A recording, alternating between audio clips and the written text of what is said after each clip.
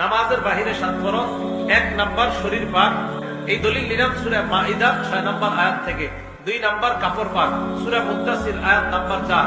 3 number নামাজের জায়গা পাক, সূরা বাকারা আয়াত নাম্বার 125। 4 নাম্বার সতর ডাকা, সূরা আরাফ আয়াত নাম্বার 31। 5 নাম্বার কিবলামুখী হওয়া, সূরা বাকারা আয়াত নাম্বার 144। 6 নাম্বার ওয়াক্তমতো নামাজ পড়া, সূরা নিসা আয়াত নাম্বার 103। 7 নাম্বার নামাজের নিয়ত করা, সহিহ বুখারী হাদিস নাম্বার 1 নাম্বার হাদিস। নামাজের ভিতরে 6 ফরজ। 1 নাম্বার তাকবীরে তাহরিমা বলে নামাজ শুরু করা, সূরা মুদ্দাসির আয়াত নাম্বার 3 এবং তিরমিজি শরীফের হাদিস নাম্বার 3।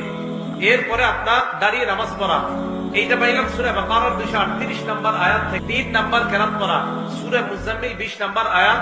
4 নাম্বার রুকু করা, সূরা হজ আয়াত নাম্বার 77। 5 নাম্বার সিজদা করা, সূরা হজ আয়াত নাম্বার 77। 6 নাম্বার আখিরি বৈঠক। দলিল আবু দাউদ শরীফ 970 নাম্বার।